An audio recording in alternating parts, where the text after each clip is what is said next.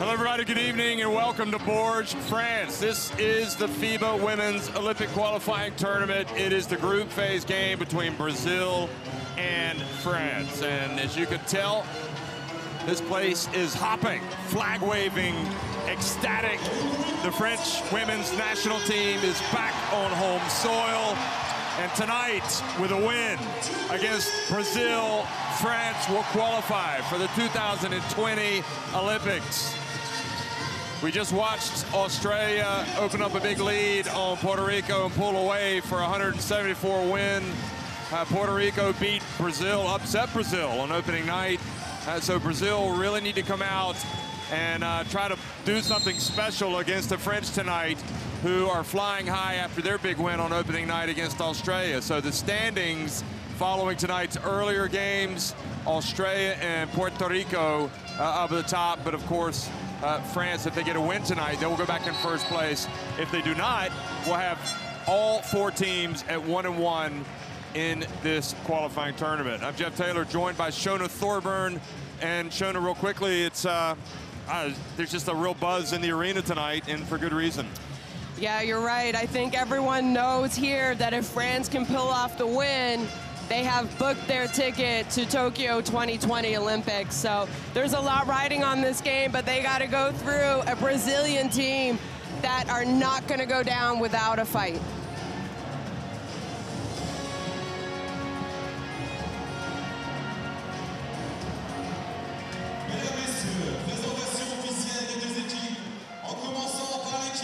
Well, good evening and welcome to Bourges, France. This is the FIBA Women's Olympic Qualifying Tournament, and the game is between France and Brazil. France winning on opening night, beating Australia. They have a chance to book their ticket for the Olympics tonight. That'll be the Olympics in Tokyo. This Brazil team obviously coming off a tough loss to Puerto Rico in the first game of this FIBA Women's Olympic Qualifying Tournament. They need a win. They need to get it going tonight, and they're going to have to pull some type of upset, really, against the number 5 team in the FIBA rankings, which France most assuredly are. Yeah, I mean, especially with their win against Australia, France has kind of set the tone.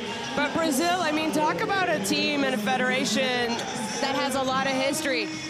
Brazil have been in the consecutive Olympics since '92, Jeff, so they know how to get it done. They know what it takes. Yeah, they've dropped off a little bit, but there are still some players who have a lot of Olympic experience on this Brazilian squad. Yes, they are. You know, for long stretches of that game, we thought they were going to get the win, but Puerto Rico just never went away, and eventually came back, forced overtime, and then won it in overtime. But you know what? If you're going to be a great team, you've got to be able to win in adversity, and we'll see how Brazil cope with that tonight against a French team that, well, yes, they beat Australia. Yes, they were impressive, but were they invincible? No. I mean, they also have a lot of young players. They're still trying to find their feet in many respects. They want to be a lot better by the time they get to Japan for the Olympics. So this is an important game for them.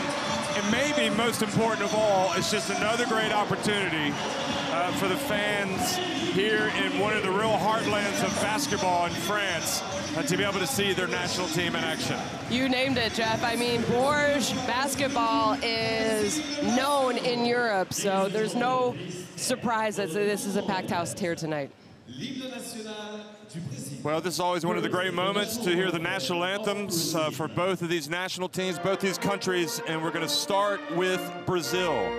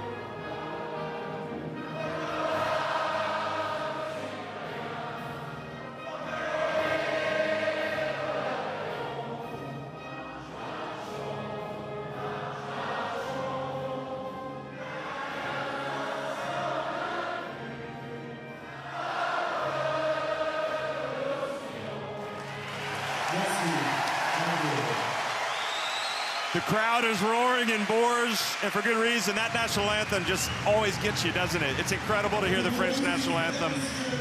Jose Neto, Valerie Garnier, opposing each other. Also the players, a lot of them know each other, having played in France or faced off in international competition, or even in competitions like the EuroLeague Women. Referees for tonight are lined up and ready to go. And you'll see Yu Young from Chinese Taipei, Maripi Malo, and Zhao Shang.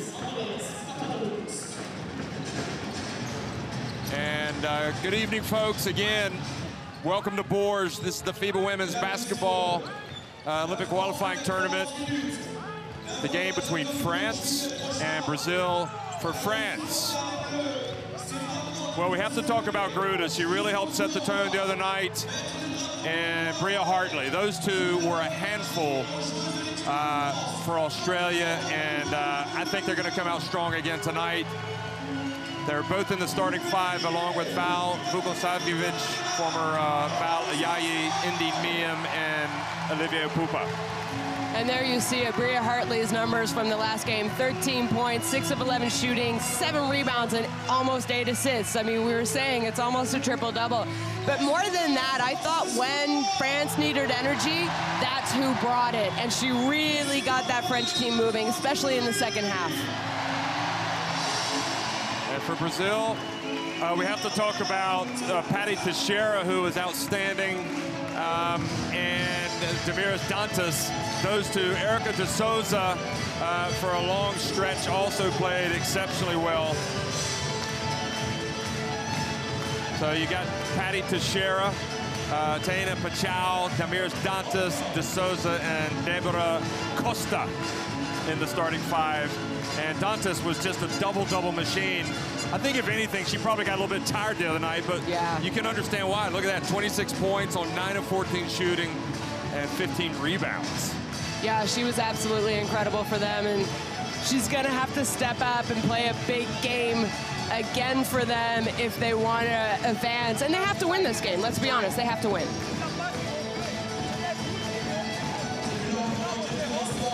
So you got Jose Neto. Hoping to engineer a recovery, and Valerie Garnier. She's been at the helm for quite a while now. A longtime assistant of Pierre Vincent. Former coach of Bourges. Former coach of Bourges. She took over for Pierre after the 2013 FIBA Women's Eurobasket. And she's done a good job with them. I think, you know, maybe a couple disappointing finishes in the Worlds. I think they thought they had an opportunity to medal in Rio, but the ball just didn't fall their way. I like how they played. I really like how they played the other night. It's the team that's capable of getting out and running, having everyone contribute, and that's what we really saw from them. So France will secure an Olympic ticket with a win. And they would also, well, no, this is now no longer possible since Puerto Rico lost. So they need to get the win tonight to punch their ticket, obviously, or we will have 4 1-1 teams, which for the objective basketball fan, that would be quite interesting, wouldn't it? So you see both teams getting ready here right for the start of the game, and the fans certainly excited. The French always do follow their national team, even at the big tournaments. They go, and it's a great supporting cast. Always a good tournament when you come to France to watch a basketball game. Yeah, it is. You and I talked about that earlier today, how they're kind of used to putting on these big tournaments, and people show up to watch them. They're you know, proud French who also like to support their athletes. Same thing in football. You saw the streets crowded when France came up with that historic World Cup, their third.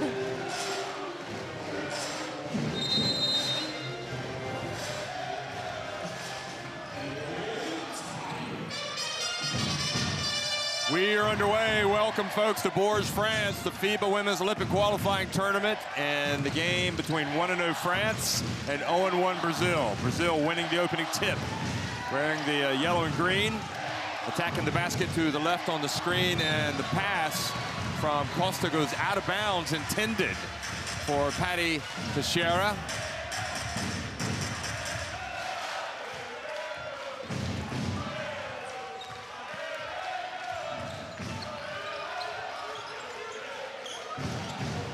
Sandrine Gruda was just amazing the other night against Liz Cambage. Apupa comes out and hits a three. And that's kind of the defense and the shot that you want to give up if you're Brazil. You know, get the ball out of Gruda's hands, but a great job by Apupa knocking down the shot early. And then what she is known for is defense, and she does a good job drawing the offensive foul. From Dantas, who just kind of slid into her a little bit. Did not establish position.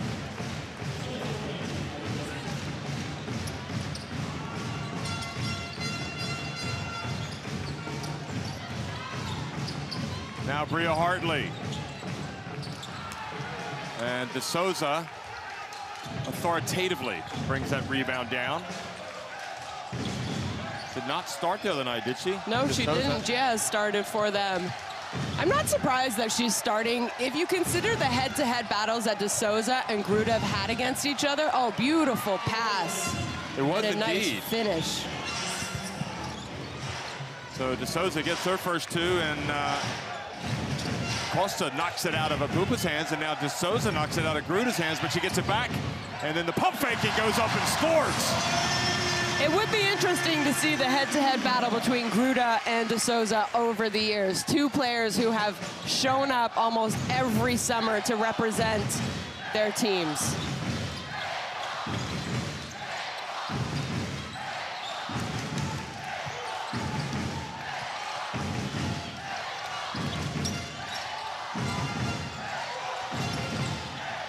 And Deborah Costa launches it. And Apupa with the rebound. Quick outlet. Bria Hartley, now Vukosavljevic, and drives in, dumps it off to Indy Miam.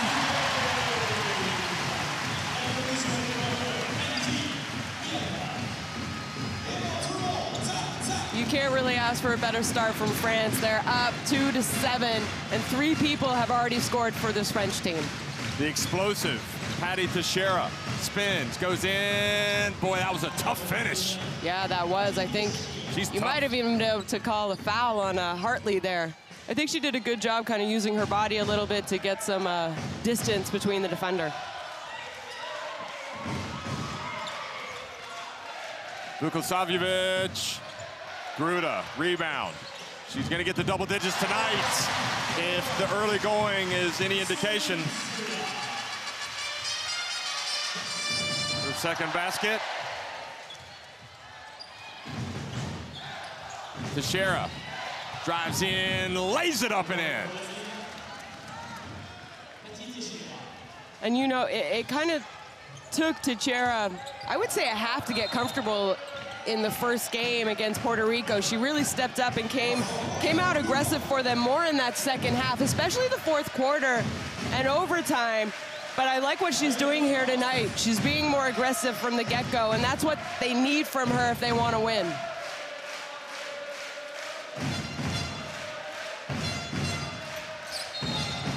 And Vukosavljevic picks up the foul.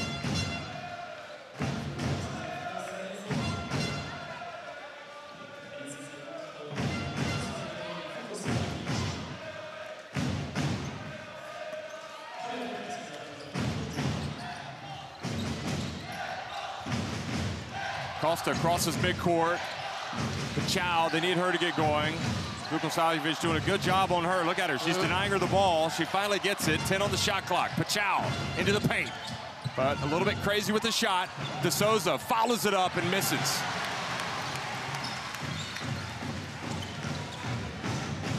Good patience by Gruda to get it to Hartley. She doesn't wait, and she hits it again. She is playing so well. She might be playing arguably her best basketball. We talked about that this summer at Eurobasket Women. She was one of the All-Star 5. I said it's probably the best tournament I have seen her play in quite a while. So at 32 years old, look at this.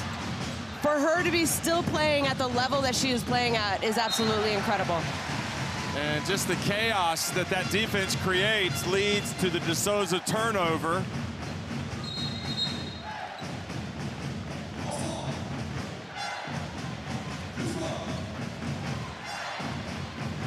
Well, Brazil would have known what it was going to be like in terms of the atmosphere. And it is loud in Bourges right now, folks. The French, they can taste it. Gruda, yet again. Boy, the game is only 4.5 minutes old, and Gruda has already got 8 points. She did have a double-double the other night, 16 points and 11 rebounds, and I think she might surpass that. And a couple of blocks on Cambage as well. Dantas. And now Costa asked the ref to stop the game, but it goes on. Good hands from Pachau. And I think she's going to have to go out. You can see Jose Neto asking the referee why play was not stopped. So I think I just saw Dantas kind of signal to the bench that I think she got poked in the eye, Jeff.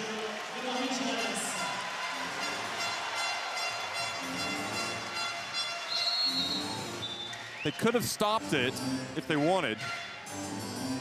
But the play was active and they let it run. And it was France's ball. That's right. The issue. If you're in a scoring opportunity, they can't. If it's kind of a slower, if France hadn't pushed it and just waited, I think they would have stopped. I think that's the rule.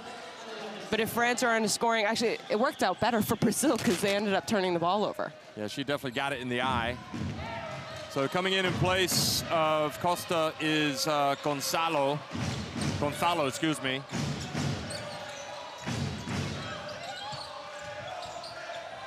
Chow for 3. And what a great box out by Miam. And the ball up ahead to it. Pupa. Vukosavljevic fouled by Pachau. And you hear the French fans, I think they wanted a unsportsmanlike foul. They were kind of trying to say she didn't make a play on the ball, but from that angle, she did initially. There was just a lot of contact with it. Marine Johannes in, but it's Gruda once again. 10 points. And the game just a little over 5 minutes old. We saw the couple of great performances in that first game with Cambage and Guafni, and now Gruda is off to a flyer. Timeout.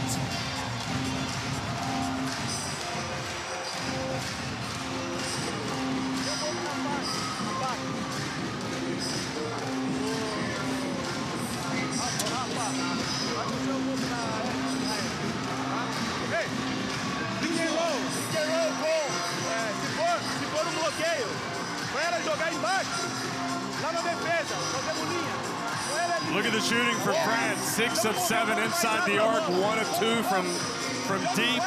Brazil have not stopped them. It helps when you have one of your star players shooting 5 for 5, 10 points already.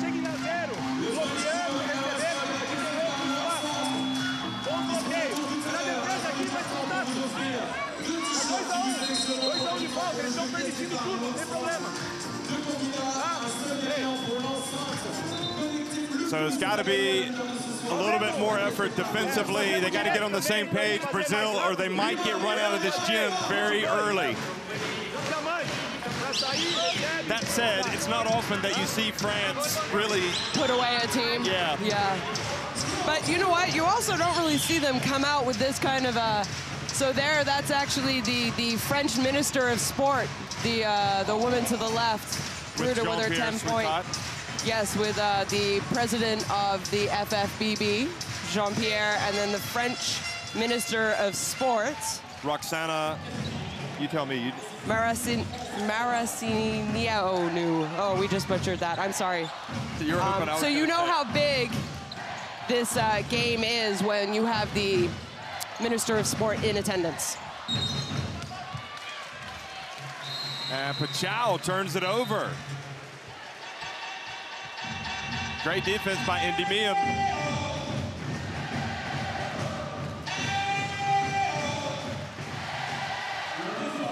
You know, France, as you see Pachau, so much experience. Okay, they brought in some new blood, but they've also got a lot of experience from Rio, and even before that, from London, those 2 Olympic Games. Yeah, I mean, in Rio, let's talk about that. Johannes! Let's talk about Johannes, because she was in Rio. You know, I think Brazil were very, very disappointed with their performance in Brazil. They didn't win a game, and that's not something that you want to think about, especially when you're hosting the Olympics. Now the ball goes over the head of Ramona. And remember, Brazil under real pressure tonight, having lost to Puerto Rico in an upset on opening night. They already facing a 12-point deficit. They have 4 turnovers in this quarter, and there's still 4 minutes left. But I think we have to talk about France's defense. France did a good job defensively against Australia. And I would say Australia have a few more offensive weapons maybe than Brazil does right now.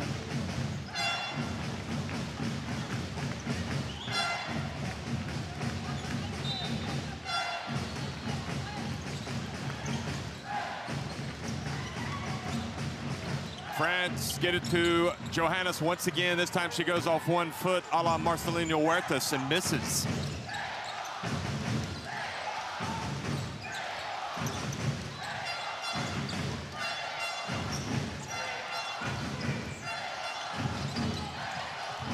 Dantas. And Johannes playing defense. Pachau leans into it. And just a great job defensively by France on that possession. They're making everything difficult for this Brazilian team. I don't think they've really had a great open look other than maybe that 2 points by De Souza early in the game. Second possession, I think it was. Well, Charteroux in the game being guarded by Dantas. Brazil trying to pick up the defense some, the physicality. Here's Charteroux into the corner to Johannes. This time a little short. I think they got lucky there. That's not someone who you want to leave open for a wide open shot. Pachau goes right at Hartley, but misses the layup. Chachuan in the game, gets it to Charteroux. Charteroux goes in and misses. Dantas. The game really being played at a fast pace. Now Brazil hold it up.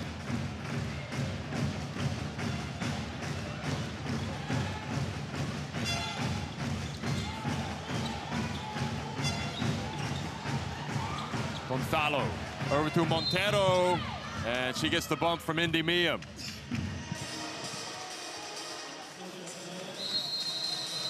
And you know, this isn't the same Brazilian team that we have seen the last few years. They are missing Clarissa dos Santos, who has been a staple of the program for many years. Nadia Colado, who are both out with injuries. And I think it's really affecting this Brazilian team. You know, those are 2 players who you can rely on offensively and defensively. And right now, I mean, Dantas has 0 points. And by this time last night, she probably already had 10. You know, she's only attempted 1 shot. And that's all about France's defense. Montero only makes 1 of 2. Brazil just trying to get out of this first quarter alive. They're trailing by 11 points. Mia for 3, good! And France keep piling on the pressure. Brazil,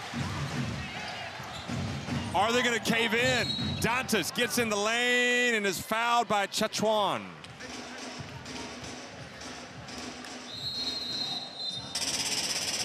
So 14-point advantage, the biggest of the game for France. And boy, that was quite a foul. Are they going to look at that? No. No, I mean, I think she was making a play on the ball. Yeah, it was an aggressive, hard foul, but it was also a play on the ball.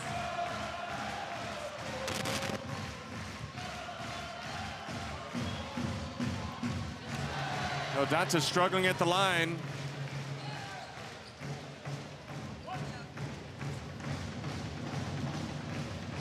Brazil just 1 of 3 at the free throw line.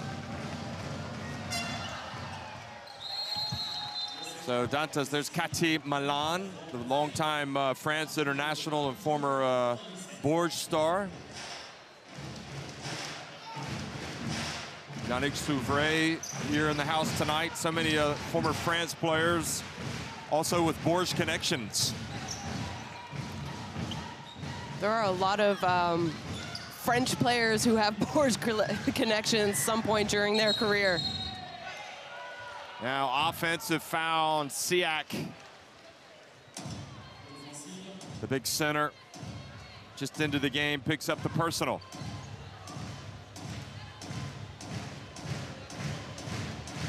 Brazil used to really rule women's basketball in the world. And they're really trying to get back to that point where they are a big-time team. But with passes like that, they're not going to get there. That needs to be a bounce pass. And you know, when you're kind of over-pressuring so much on defense, you also have to be able to backdoor cut aggressively and sort of break that pressure. Costa back in the game, launches it, good! Excuse me, that was Goncalo. Goncalo and Costa look pretty similar, the way they've got their hair. Apologies, and Bria Hartley had the ball knocked out of her hand. She goes back to get it. Brazil trying to pick it up defensively. Charteroux, though, catches it down low. And Brazil survive. And that, for me, was a good defensive possession by Brazil. They were a little bit more aggressive. They made things difficult for France. Pacheco comes in and drills it on the baseline. Finally, a little bit of hope for Brazil. They get it down to 8 points, the deficit.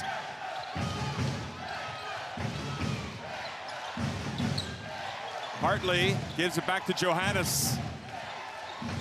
Oh, beautiful pass. And I suppose Ramona will be more than happy to give away that foul, try to make Charteroux earn it at the line. She did actually have a lot of ball on the play. Wow. It was kind of the after effect, because she did have a lot of ball. Again, you know, I think if she had just been in a little bit better help position, she might have been able to get a hand on it before Charteroux was able to catch it. Yeah.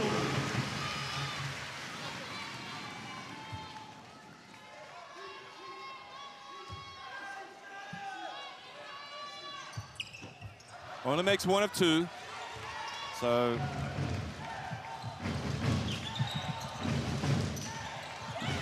Ramona. Montero. Got a 8-second differential on the game clock and the shot clock.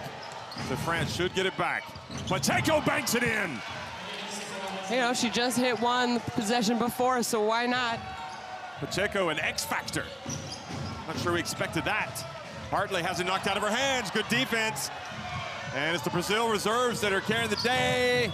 Ramona was not able to get it off in time. Perhaps did not recognize it. A nice little recovery there by Brazil, who trailed by 14, and they cut it back to 7. They trailed 22-15 at the end of 1.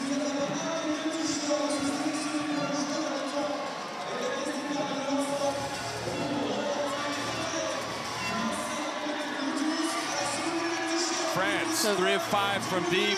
Just 1 for Brazil, but Brazil shooting the ball better now. Look at that. Yeah. 5 of 10, France 6 of 10 from inside the arc. It's France leading it by 7.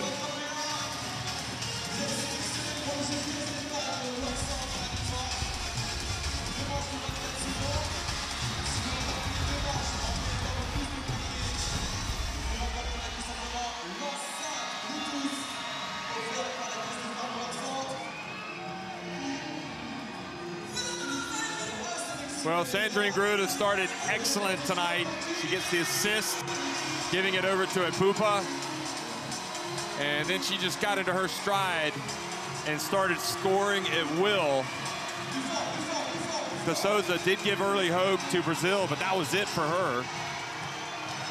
Yeah, and really, if you think about it, I mean, Gruda played a little over 5.5 minutes in that first quarter, and then she went to the bench for a well-deserved breather. But that's kind of where you saw Brazil start to come back a little bit. For Brazil to only be down 7 points, Jeff, at one point, France was up 14, and I thought they were just going to run away with it. Yeah. It did not look good for the Brazilians. Three-pointers were flying in, including this one from Indy Miam. So, again, but we said the same thing 2 nights ago with Australia, that, they kept staying within touch, but they'd get several points behind, and then it seemed like Gruda would be reinserted into the game, and all of a sudden the lead would open up again. So how long might it be before we see Valerie Garnier bring Gruda back? I really think if Brazil are able to get a couple stops in a row and maybe a couple made baskets, there you see Coach Sandy Brondello, head coach of Australia, obviously staying here, scouting this game because they know that they have to win again tomorrow, and they will be playing Brazil. Of course, she was watching it with Olaf Long as well, her husband and assistant coach. Talk about a basketball-minded family. Maybe they have a rule where they don't talk about basketball at home. Oh, great defense once again as the second quarter picks right up where the first quarter ended for Brazil. And Goncalo misses from deep. Look at the pressure applied by Ramona on Bria Hartley. But you know what? That's the kind of pressure you need to do if you want to try and win this game. But good job by France there, breaking the pressure, and Deandra Chachon kind of on the receiving end of that helter-skelter defense, and just an easy 2 points for her.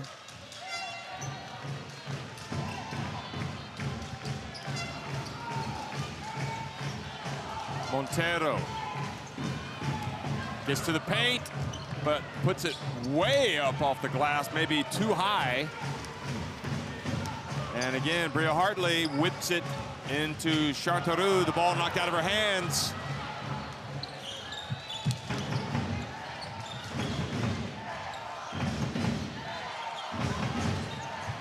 Gias, she's got a nice release from mid-range, and Garnier has seen enough. She wants to call a timeout. And I really do think we'll see Gruda come back. Yeah, I agree with you. I think they won't spend too much more time with Gruda not being on the court.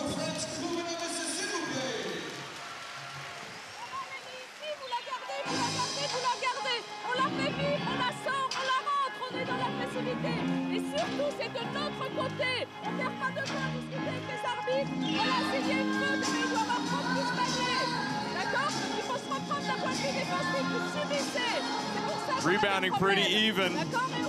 So Brazil, I have to say, I mean, I'm impressed how they've really dug in defensively here in the last few minutes. Yeah, France came out, and I would say the first 6 minutes played excellent. They shared the ball. Gruda was phenomenal. And that can be really deflating as the opposing team.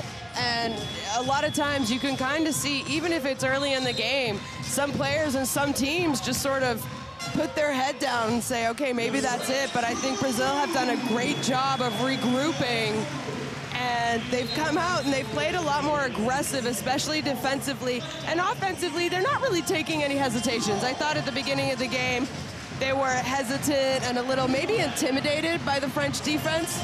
So there you see Elodie Godin, Isa Yakubu, and that's actually Marissa Coleman on the left enjoying the dance party. 3 players who play in Borage at this moment.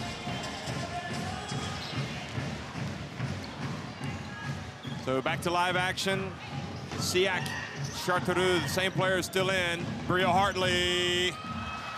And France cooling off. And again, this positive attitude, especially it's the energy. You just feel it with Brazil. Montero shaking and baking. Good box out by Chachon with Pacheco breathing down her neck.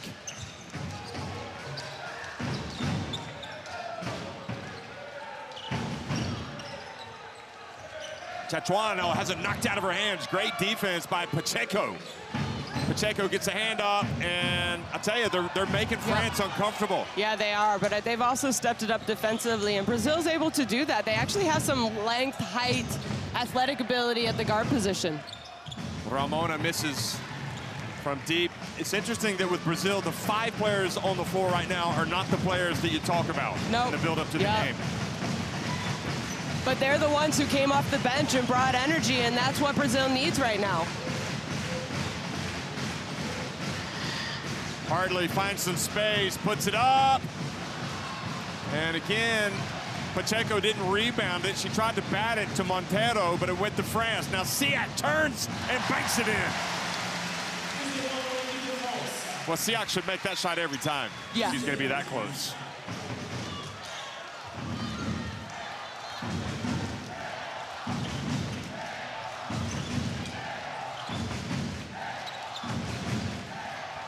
Goncalo. And ball turned over. Bria Hartley looks to get it to Johannes. Then they kind of force Hartley kind of towards the corner and then foul.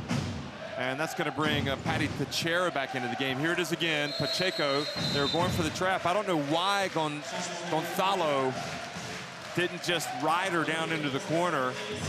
So Charteroux goes out. Tachuan goes out. Hartley goes out. Sara Michelle, Sandrine Gruda. And, oh no, Bria Hartley stays in the game.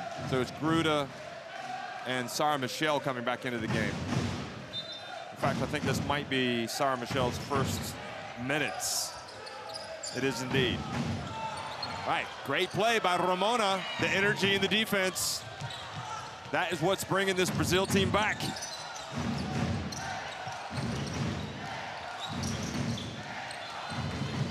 Montero pump fake. Oh, tried to hand it off. And how good is Gruda? She knew the pass was coming. She took it right away. And now it's Hartley.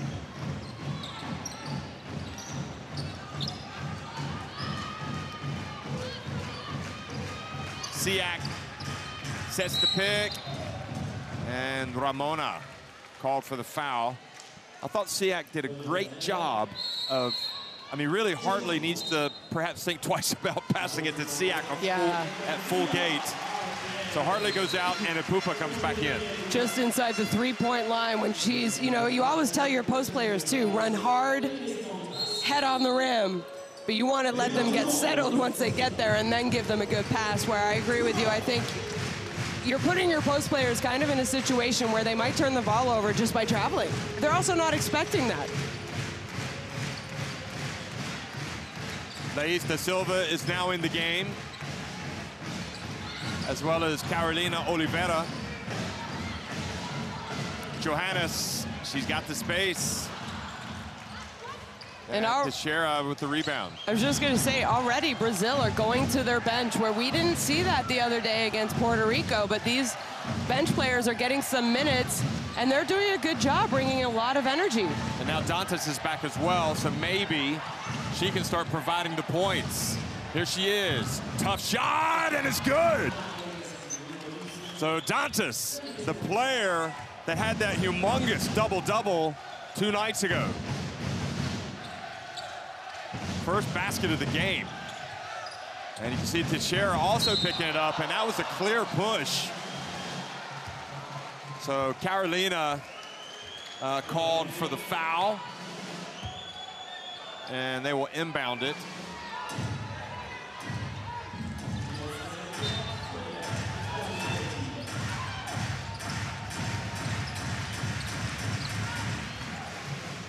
Brazil playing a little 2-3 zone on the out of bounds here.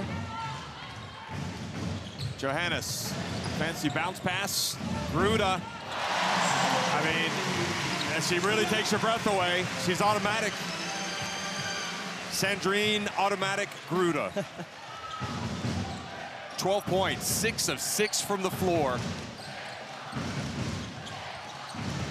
Laís da Silva. Dantas open. Ooh. I'm not sure she can do that. You can't save the ball, step out of bounds, and then actually touch the ball again. So I think the refs missed a out of bounds call. And it was right in front of us, so that's why you know, we had the advantage of seeing what happened.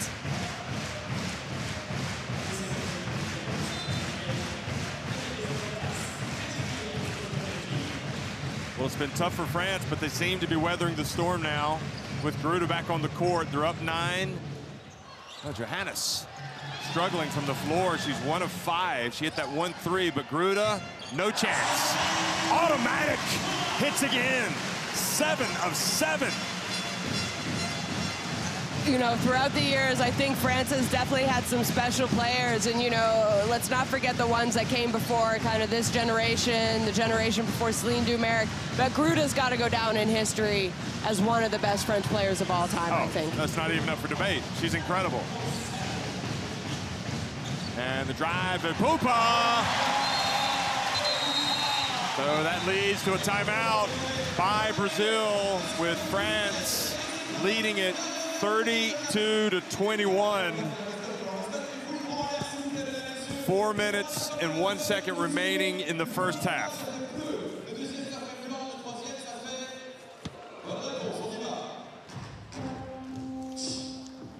Fazemos 2 lados para Alana, tá bom? Alana e a Laís, tá? Vem. Alana, tá vomitando. Vem, Ramona, com você. There you see second chance points, 0 for Brazil, while I think Sandrine Gruda has 6. Sai pro lado da Carol. Eu quero que a Damiris venha fazer esse bloqueio aqui. Passa a bola. Passa a bola, Laís. Ela tá cá, vem pra cá. Quero esse bloqueio. Elas estão fazendo um show. Vem, faz um pop-out. Vamos ver se a gente consegue colocar a bola aqui. Tá bom? Aí você escolhe. Quer chutar ou quer cortar? Tá bom? Carol, depois ela sair, você vem aqui, ó. So remember what Shona said, Brazil, since 1992, they've been at every Olympics, and that is in real jeopardy, especially coming into this game tonight. France, we know, with a win, they will book their place at the Tokyo Games. And the problem for Brazil is they've dug themselves an early hole, unlike the opening night against Puerto Rico. You see Clarissa, they're without her. They could desperately use her. Yeah. But they weren't able to press on that advantage against Puerto Rico and lost in overtime. But tonight, they've trailed by double digits. And right now, it's an 11-point lead for France.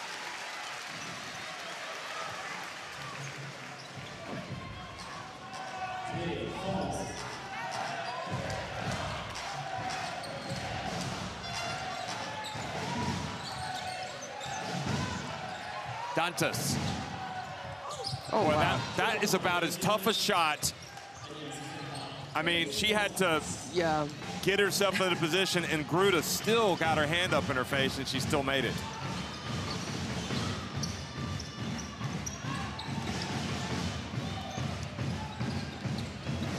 Vukosavljevic goes back to her left, goes under. Wow, that was pretty outstanding. Again, two excellent offensive plays by either team. Kind of, you can't do much more on defense. That's just better offense. Teixeira launches it. She almost forced that one.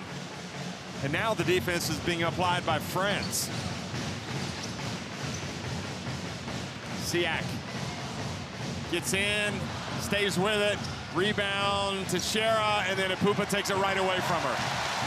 Dangerous proposition to put the ball on the floor with Pupa nearby. Yeah. Michelle to Siak. Boy, that was great basketball. You know, I thought Siak maybe kind of forced her first layup there, the little reverse she did. She did draw 2 defenders, so obviously someone is open in that case. But that right there, her last 2 points, she has 4 points on the night, 2 for 3. Siak, she just caught the ball and went strong. There's nothing defensively you can really do other than try and be between her and the basket. But when you catch, you're that height and you move with that kind of speed, it's very difficult.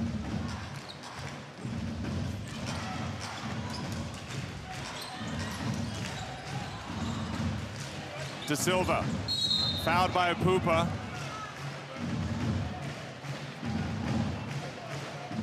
I think Pupa thought she was going to be off to the races, and the next thing that she knew, she was head-on collision.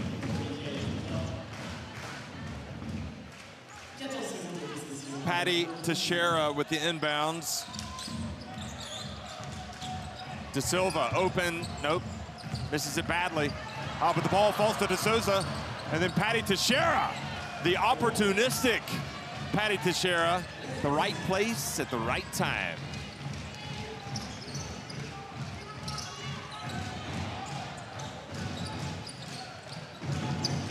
Teixeira guarding Michelle, trying to get in her way.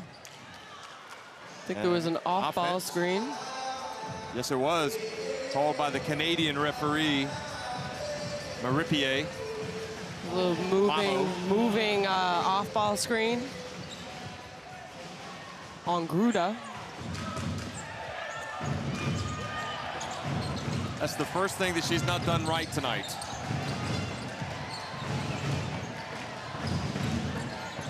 Lays De Silva, bounce pass to Souza! Oh, and she doesn't make the shot. She had a three-point play opportunity. She knows it. Jose Neto knows it.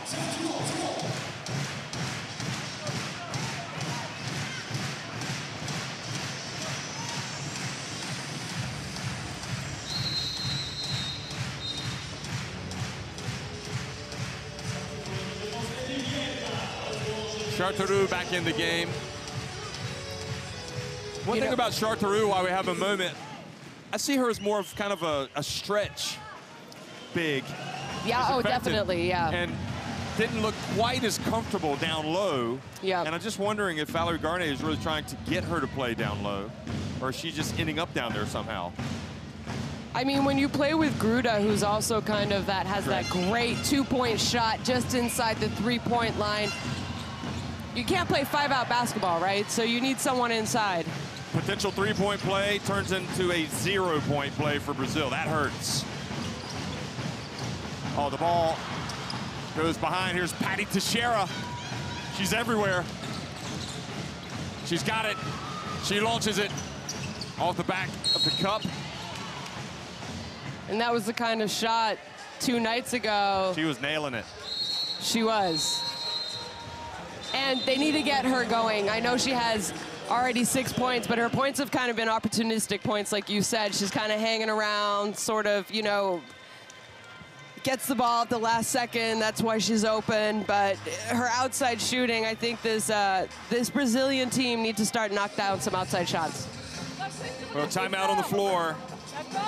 11-point lead for France. I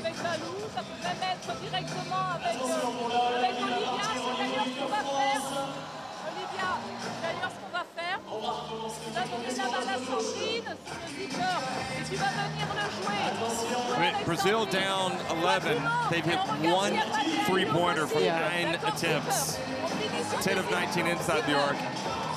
And if you think about it, why are they 1 of 9? Because France, in my opinion, kind of set that tone early defensively, made them uncomfortable, and they just haven't allowed them to find any comfort level. I mean, now they've you know, even when they're open, they're not hitting them. Yeah, I think offensively, Brazil have taken care of the ball a little bit better. They had 6 turnovers in that first quarter, Jeff. Now they only have 2. There's a minute left, so a minute 15, 16 left. So obviously, they could still turn the ball over, but they've taken care of the ball. I'm not sure I think France is still playing good defense, but I think Brazil are just maybe playing with a little bit more aggressiveness. They're attacking the basket. They're shooting the ball with a little bit more confidence. Even if it doesn't go in, they're not hesitating.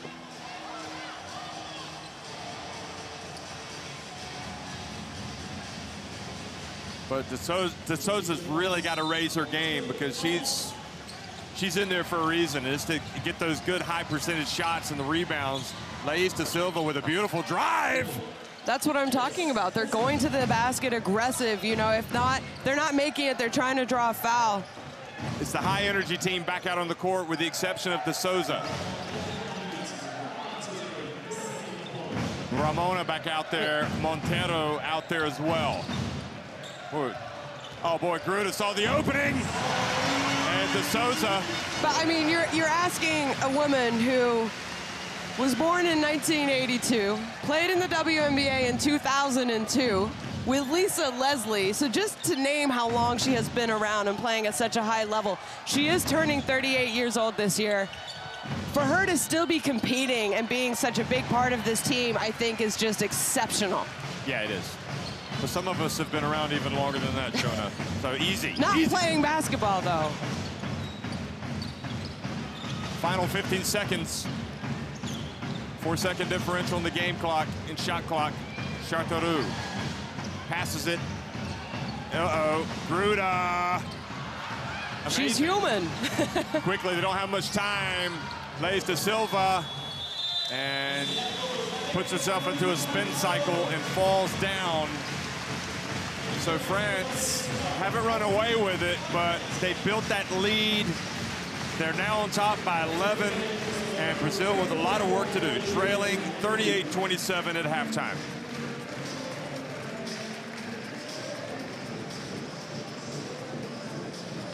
And here you see the stats. Brazil doing a much better job shooting the ball compared to their first few minutes of this game. 52-61% thanks to more or less Gruda. Rebounds, France has a 4-point edge. Assists, look at that, 13 assists to just 3 for Brazil. Brazil doing a good job defensively with 5 steals. Gruda, 16 points. I mean, for me, she's just been absolutely exceptional. I think Brazil needs to go into the halftime and figure out a way to just slow her down a little bit. You know she's going to score because she's talented, but how can you slow her down? Well, you can start praying. That might be a start. But Brazil losing on opening night to Puerto Rico. They cannot afford to drop to 0-2 tonight. And meanwhile, Puerto Rico, despite the loss, they've got that priceless win. Yeah. And France, meanwhile, if they can hold on and get the win, there's going to be a huge party in here tonight because they will qualify for the Olympics. So we're at halftime. We'll be right back before the start of the second half. France leading at 38-27 over Brazil at the Palais des Sports do Prado.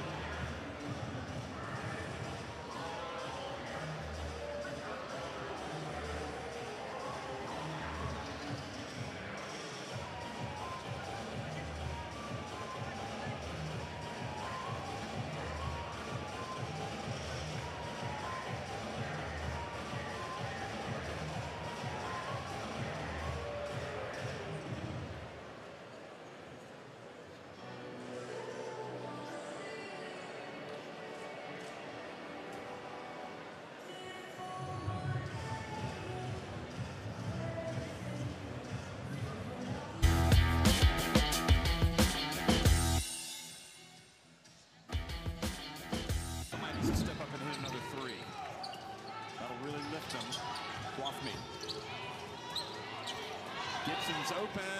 Foul by Charlie Three. Are you kidding me? Allie Gibson has had the second half of her life.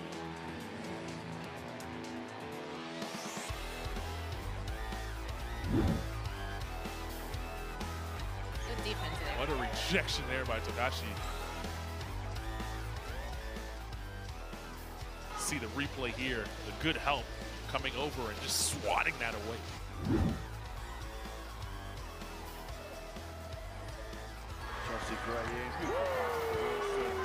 And Suberg was the first off the bench to get up and congratulate that play. Sean White hit from the top of the key. Now she probes. Driving in, she's rejected. And that will get the crowd involved.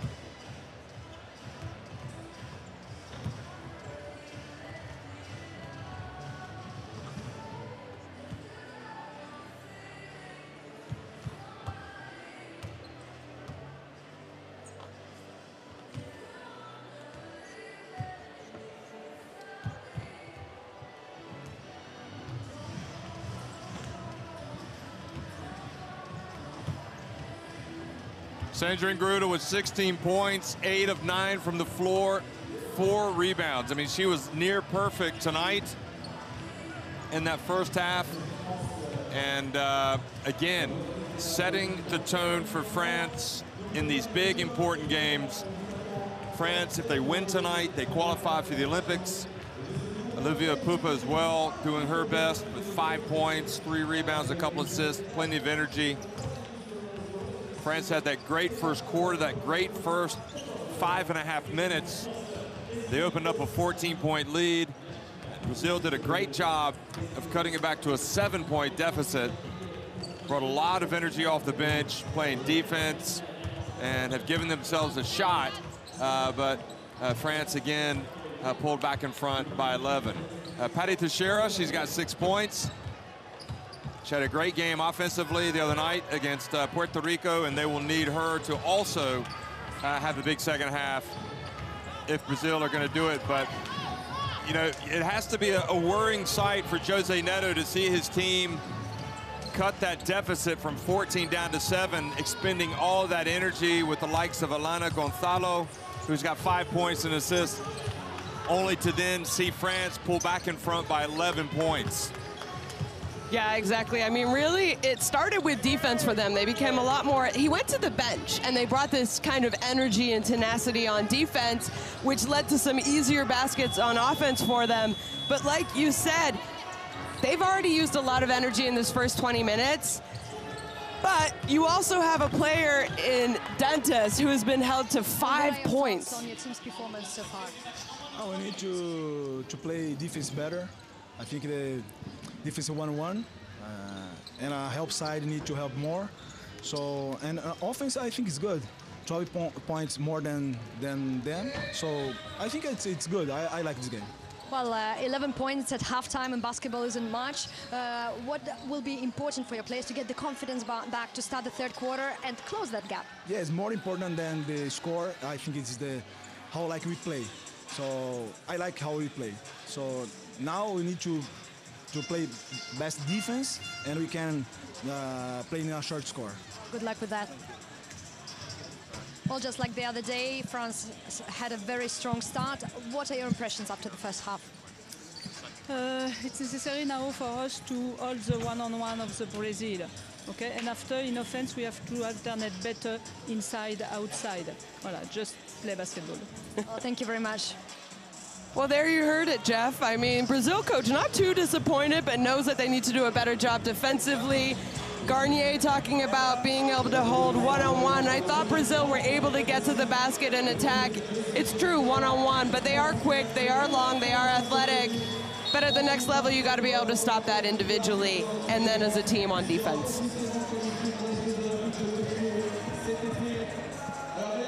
Well, you think back to those reserves coming off, you're wondering if they're going to have the same capacity to play that defense. I think they will be the bench players. They look like players that they could run all night. You know, Pacheco. So I do think the opportunity is still there for Brazil, but I mean, it's cliche and basketball talk, but that first 5 minutes of the third quarter is going to be crucial. Yeah, it is. You've been around basketball a lot. I've been around basketball a lot. We've seen it happen, but you have to keep in mind, France is playing in front of 5,000 fans who are going to be cheering them. You can feed off of that when your energy starts to go down. And I think that's what France is going to rely on. They're going to rely on that, and they're going to rely on their veterans. Sandrine Gruda, she already has 16 points. Why not run plays for her until they can prove that they can stop her?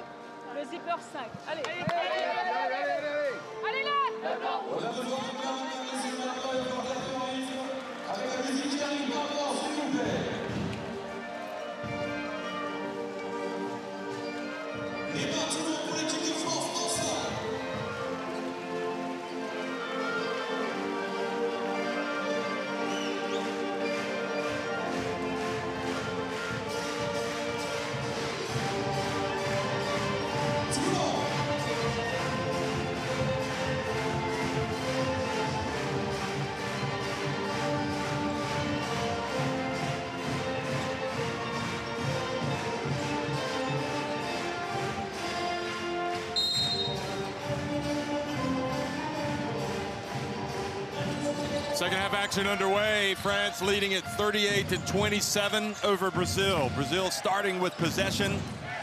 Teixeira takes on Gruda and does not live to tell the tale. She does it on offense. She does it on defense. She does it all.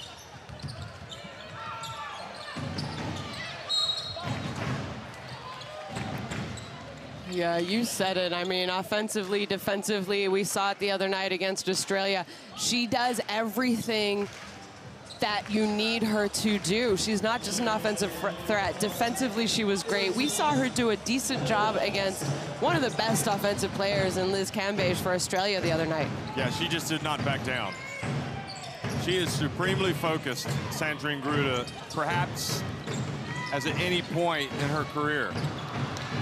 And not only focused, but confident. Yeah. Meanwhile, France missed, so another chance to get the deficit back to single digits.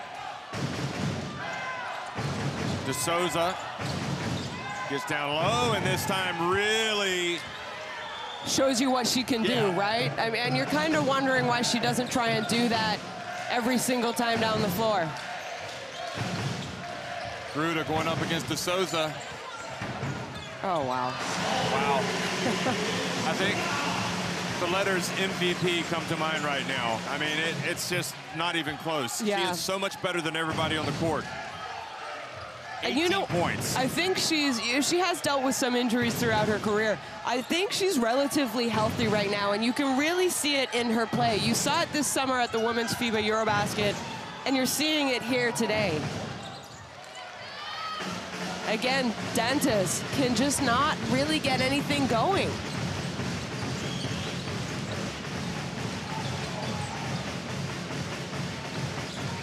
Epupa, well, just lost control of the ball as she kind of ran into traffic. But Chow, Dantas trying to post up Indy Miam. And they called the foul on Indy Miam. Well, that's usually going to go the offensive player's way, I would think. Watch this. Yeah, you know, I know Endy's trying to do a good job of getting around at least three-quarter defense, but she is pushing her arms down, and I think it's a pretty good call. And it's an easy call for the ref because the ref's right underneath the basket there. So Miam goes to the bench. It's only her second foul.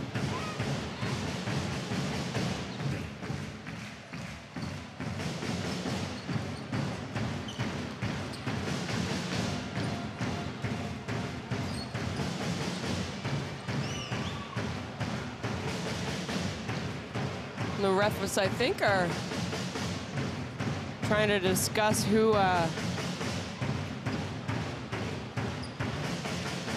So yeah, you said Indy Miam. So it's Indy Miam's third foul. I think they actually gave it to De Souza at first. Okay. Yeah, that would have been a bad one. Good spot by the Brazilian bench to quiz that one. So that's why she went out of the game with her third foul. Now Dantas banks it in.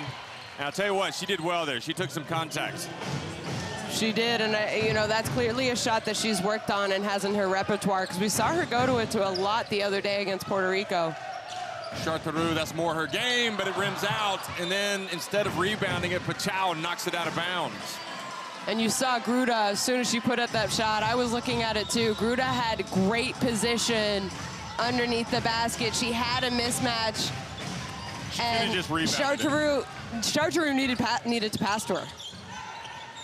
Johannes, Epupa. Boy, they're really working Epupa tonight with that jump shot.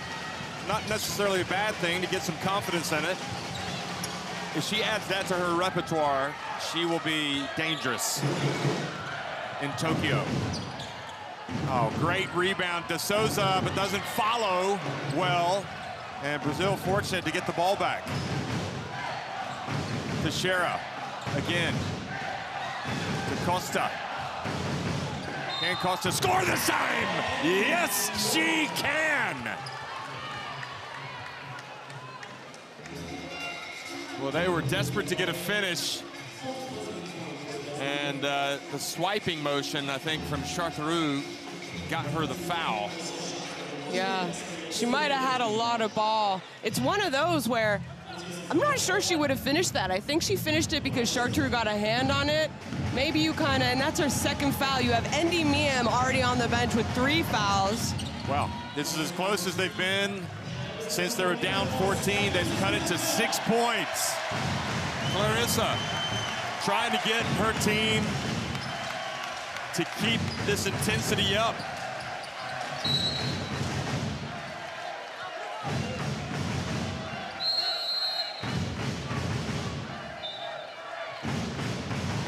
Now Gias is going to come in for Dantas.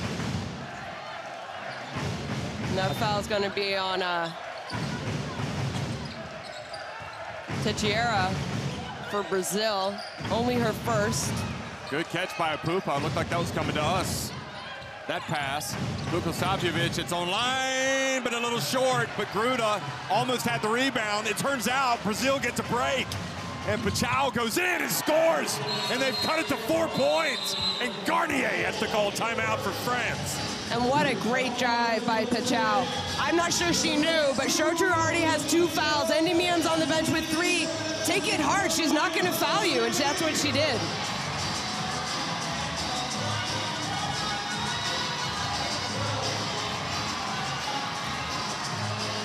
France called timeout, leading it 40-36.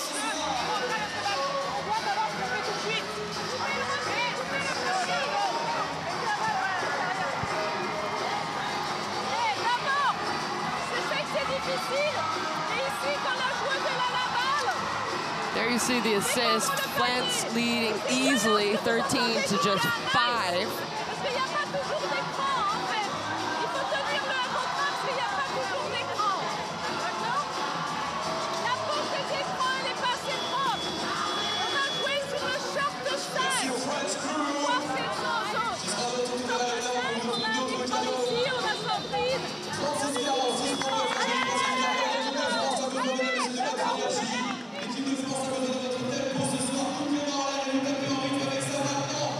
Well, that was the rebound that we thought Gruda might have, but she did not get it in the end, and Pachau just took it all the way down for the layup. That was a great finish. I mean, you said it, Jeff. You called it a little cliche, but the first 5 minutes of this third quarter was really important for Brazil, and I think they've done a good job coming out and playing with intensity. Yeah, you got to tip your hat to them, and now they're going to try to keep the pressure up, and it's not easy to press Apupa. So the foul committed, the second foul on Brazil, excuse me, the third foul on Brazil in this quarter.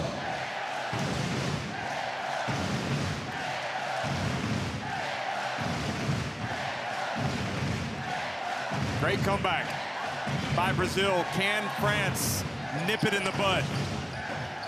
Oh, Teixeira trying to harass Vukosavljevic. Apupa to Chartreux. Wow. That is a very important shot for Chartreux, that's for sure. Yeah, good job finding the mismatch. One of the players at Bourges right now is Chartreux. Gias gets the baseline, puts it up. She's tough. And that was a big-time move from her. You know, you and I saw her knock down a couple shots from outside.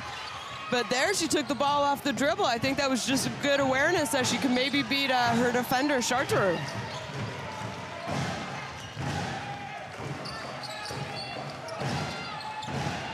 Now Gruda rims out.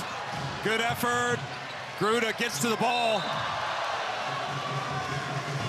And Pachau then called for a foul.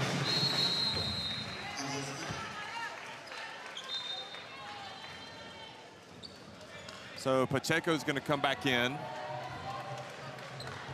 Well, I'm not sure that was much of a foul. I think she had a little bit of an argument saying, I didn't really touch her, you know. Playing the ball aggressive. Pacheco in the game, number 10. Watch her, she's tough. Gruda, triple team. Now Apupa for 3. And then Pachau, that time definitely. That time was a foul. Absolutely. Swinging her arms. You know, she actually, that last foul, they gave it to De Souza, Jeff. All right, okay. So Pachau was involved, so good for her, because That would have been her third that she just got now, but she only has 2 fouls. But look at that. Brazil have now put France on the line. They didn't go an awful lot so far in the game, only 1 of 2. And it's Johannes.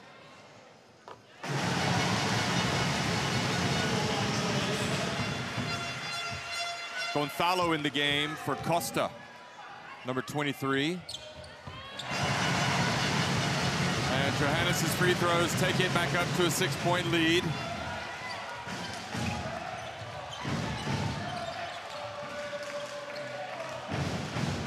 Pacheco. Pass back to Pachau. Now Gias stepped out of bounds. That's a tough pass to make.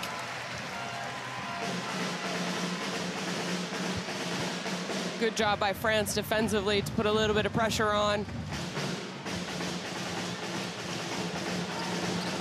I think Brazil, Pachau or Gonçalves need to penetrate, but here comes Gruda once again. They got it to within 4, and now the lead is back to 8. And look at Apupa almost coming up with a steal and almost forcing the 8-second violation. Gonçalves gets in the paint, puts it up, misses. The ball goes to Gias. She doesn't miss. She is tough. There was no hesitation in her shot. Oh, but look at this. Oh, the charge on Sandrine Gruda. And that's one of those where Gruda kind of has to look at Apopa right now, and you see Apopa saying, yeah, that was my bad. She put Gruda in a situation that she was gonna travel, or what happened, even worse, she had got a charging foul, so.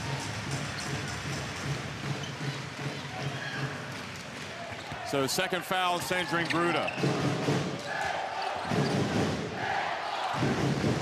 Sabe.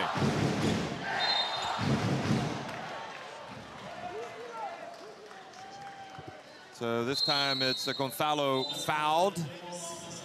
And Bria Hartley, who was so influential on opening night, hasn't really been so much tonight. Checks back into the game, as well as Sarah Michelle. Yeah, Bria Hartley with almost that triple-double, on the first night. Against 0 Australia. points here today, 0 for 3. She does have 2 assists, 1 rebound, but surprisingly, Jeff, she has 4 turnovers. Yeah, it's not been a good game for her. And whoa, Pacheco taking on Sarah Michelle.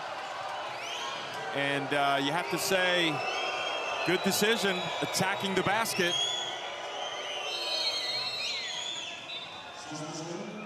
And you can see why Michelle as well, not entirely happy moving her feet on defense, maybe her arm lowered a little bit. She couldn't do much more in that situation. Yeah.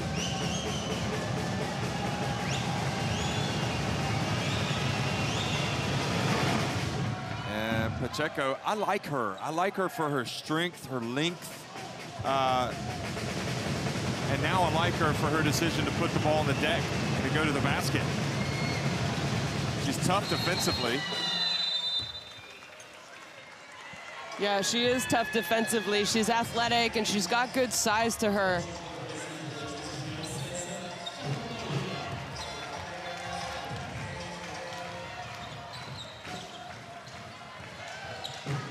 So France not out of the woods yet. The lead cut back to 4 points. Gruda. This is where they don't have the answer for Gruda. Oh, they force her to pass it to Michelle.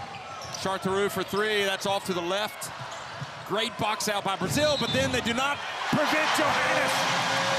The ball slipped out of their hands and it fell right to Johannes. Yeah, that's disappointing. You actually had 3 Brazilian jerseys.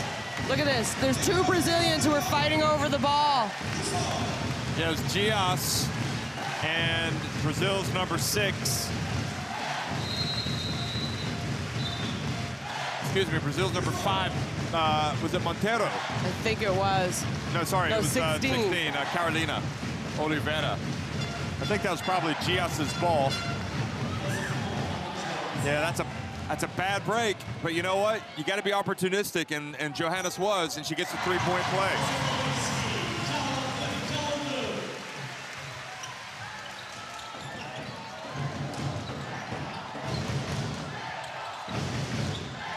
Pacheco. Passes it back outside. Gias a little bit farther out than she wants to be there, and you can see it. But no hesitation in her game. No. Alley-oop pass, almost. Look at Siak stay with it, almost getting it back. And then Bria Hartley commits the foul on Ramona. So that's free throws for Brazil. A great pass by Joanna's. Siak kind of blew the assist there, I would say, a little bit for her. I think Siak looks better. I think she's improved. She just... Well, we didn't see her this past summer with France because remember she had that serious ankle injury at the end of her season with Lyon Asvel. So she actually was not back in time to play at the Eurobasket Women this summer. But she was ready to start the season, and she's had a good EuroLeague season and a good LFB season as well. Sorry, at the end of her season in Montpellier, she sprained her ankle. She just transferred to Lyon for this season. Ramona's 2 free throws make it a 5-point game. Hartley, shot clock winding down. She might want to get rid of it. She does to Michelle for 3. And look at Siak winning the offensive rebound and scoring with a putback right on cue. Yep. She heard us talking about her.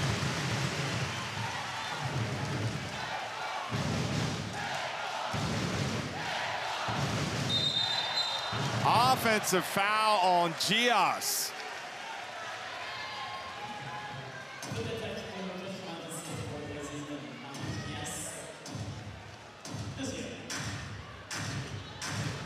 Watch this again.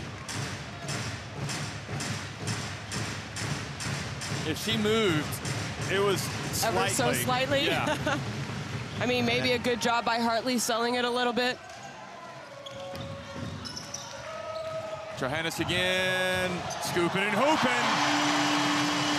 She just does so much. Everything she does is with flair, with panache. Lead back to 9.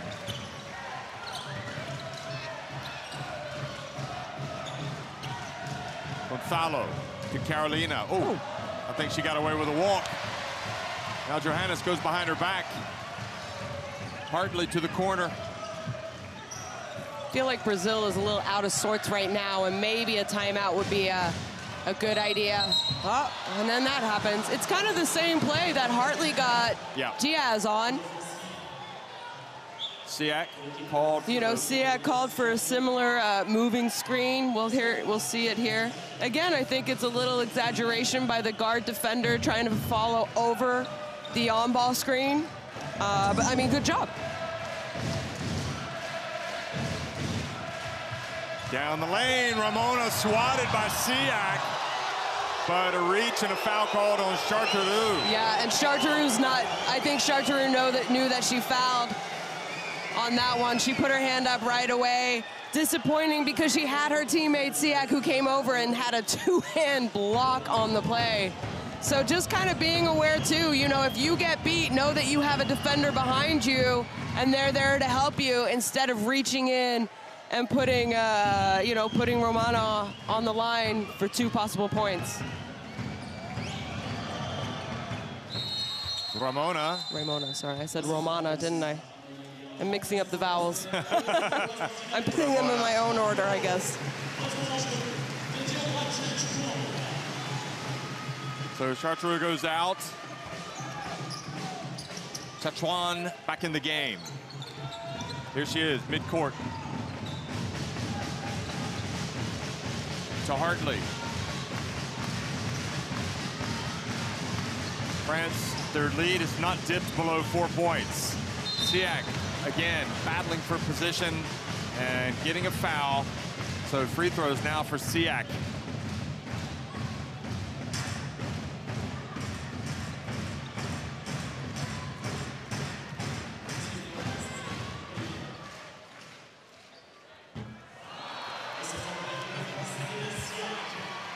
Doink. Yeah, we heard that. I was just, I mean, I guess they do have the mic behind the backboard, right? So we get, Well, She's done well tonight, but not on that trip to the line. Yeah, I was just about to say, you know, I think, especially compared to her game the other night, I think she's been more forceful, more of a presence offensively and defensively for France. Goncalo.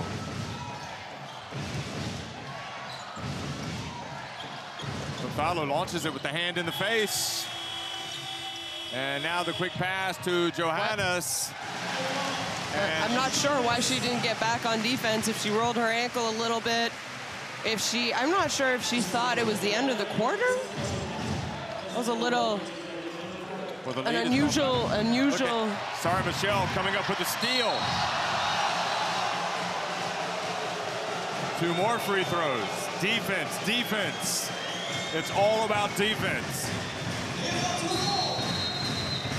And this little sequence here at the end of the third quarter has proven real costly. Yeah, I think it's pretty disappointing. If you're Brazil, they did a great job to begin this third quarter, and then to kind of give it up the last few minutes here. Not even minutes, it's almost like you said, a couple sequences offensively and defensively for Brazil have not gone well, and France have done a good job of taking advantage.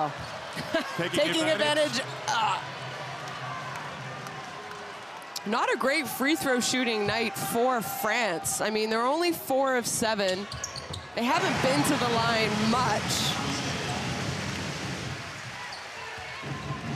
So 10-point lead, Laís da Silva. Look at Michelle, that's what she does best. She hounds people defensively. Pacheco for 3, it goes in and out. And that would have been huge if she could have knocked that three-pointer down. But look at this hustle.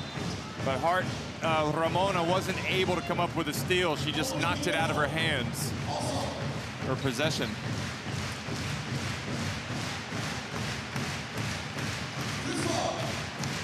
There's 19 seconds left. Brazil needs to dig down and get a stop, and then maybe try and get down, score an easy, quick basket.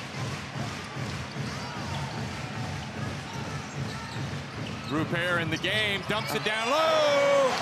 What a great for the rookie. And look at that, and Jeff. The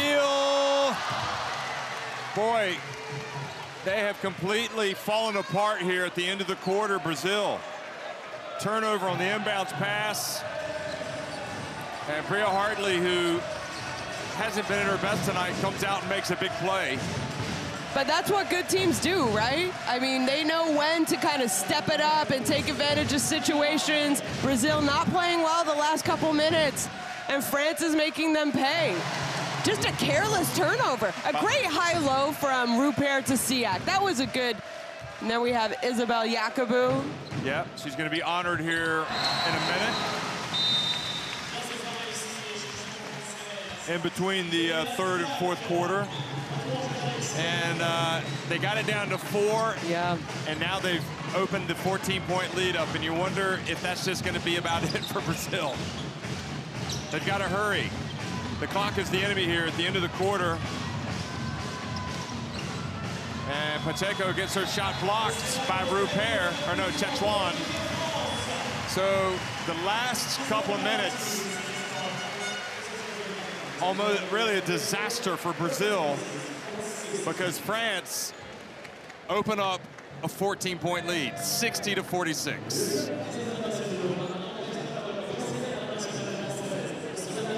And here are the stats, 52% compared to a blistering 63% for France. Neither team really shooting the 3 well, 1 of 13. Same with free throw shots. I mean, Brazil have the edge, but not by a lot.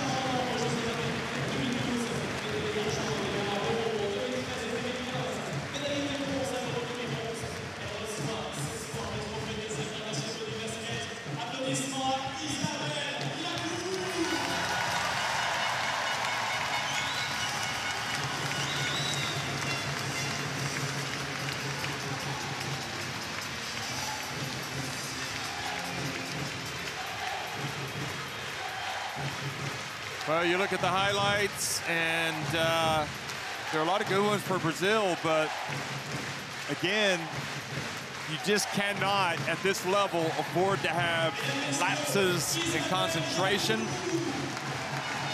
And they had a couple of bad ones. Yeah, you said it, Jeff. I mean, when you think momentum and everything was going in the right direction for Brazil and they were going to possibly give themselves a chance to win this game, France just found a way. They dug back. They did a much better job offensively and defensively.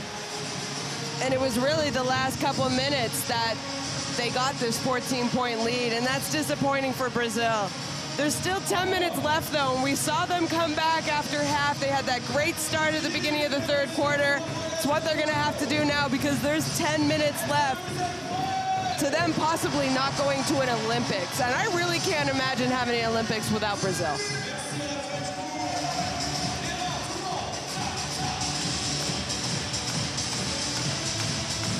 Isabel Yakubu was honored as one of the most capped players in French women's basketball history in between the quarters.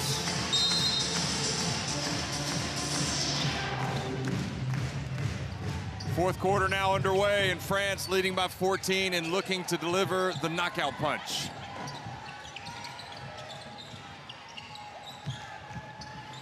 Touch wide. And the lead now 16.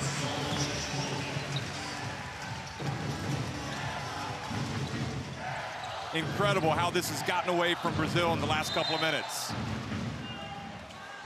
And what you have to keep in mind, you know, you say, okay, well, if Brazil doesn't make it to an Olympics, you know, they'll be back at the next one.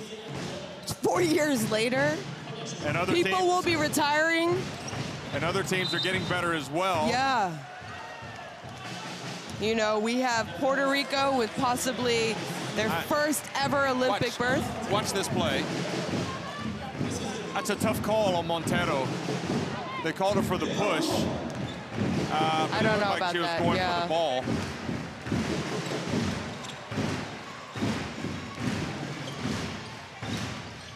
It's just unraveled. And it's unraveled without Gruda being on the court. Yeah, you're amazing. right. She's a 3-second violation.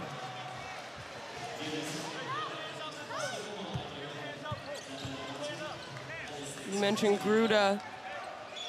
She's played 18 minutes for them. So she did play 6 minutes in the third quarter for them. Yeah, she'll be back. Probably.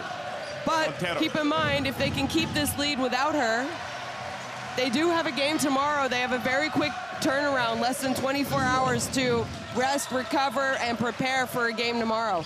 That being said, if they win tonight, they are guaranteed, right, Jeff? They win. Their ticket to Tokyo. Yeah, France clinches a spot in the Olympics with a win tonight. Brazil, meanwhile, would have to beat Australia and hope Puerto Rico upset France. I think that would be their best chance. And we talked about that earlier today in the first game that we got to do. You never want to leave it up to someone else. The reason you are going to an Olympics or advancing on should depend on how your team does performance-wise. You don't want to rely on other teams because you never know what might happen. Oh, behind the back pass to Pacheco, takes the contact. Yeah, I thought that was a foul. Chachong just a little aggressive here. Yeah.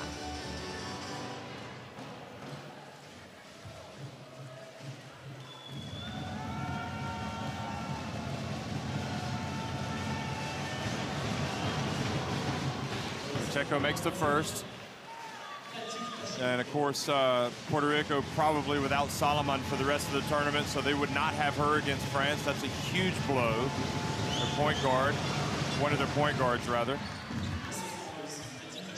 So, you know, envisioning an upset of Puerto Rico and France is just hard to imagine. Yeah. And now the reach and the foul. They bowled over Charteroux.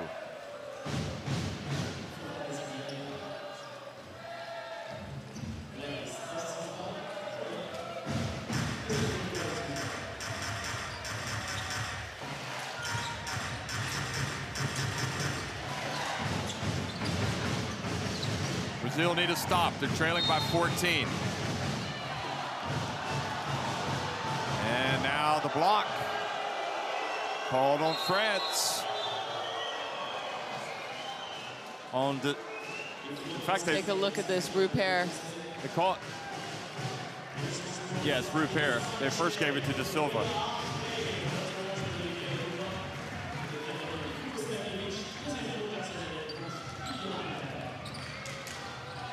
Dantas battling for position with Rupert. What a challenge. What an opportunity for Rupert.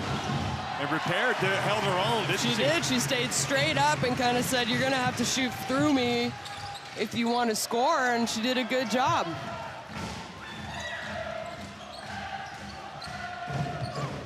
Vukosavljevic denied. Laís De Silva, cross court to Pachau. Pulls up on the break.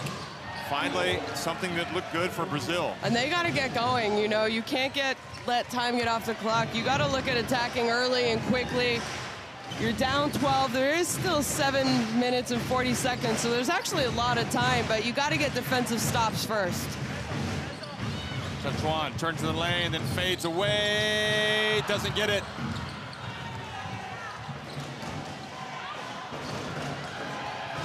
Pachau again. Montero takes it all the way and gets it to go. I thought she was perhaps playing outside her skill set, but she was able to get it to go down and to cut it back to a 10-point game.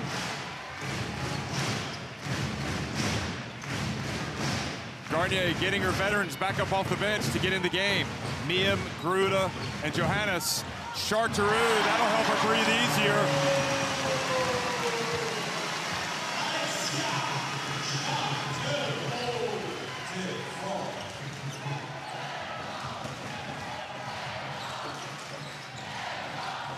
Laís De Silva. Dantas steps back for the three. That's a tough shot to make. Now Dantas is going to struggle, and unsportsmanlike. They might, no, they haven't called it.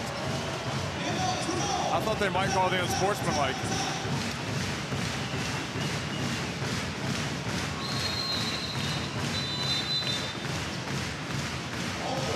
Watch this. She pushed her.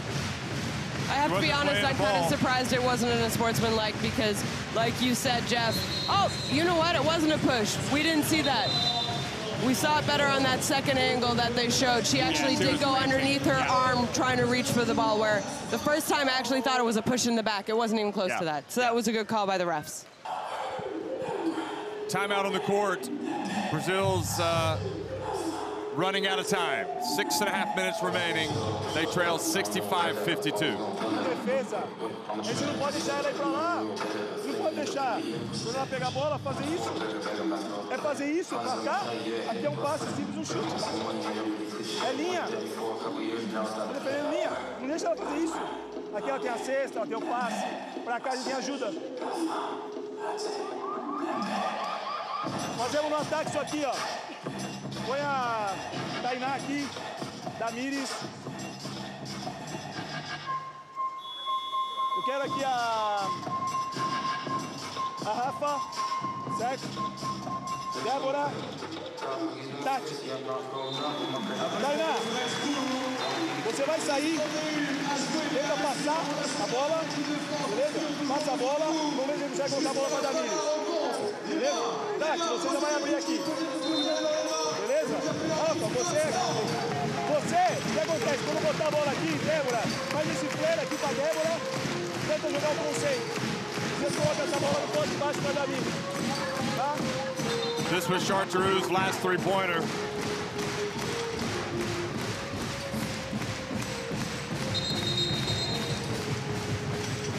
She only had 3 points before that shot.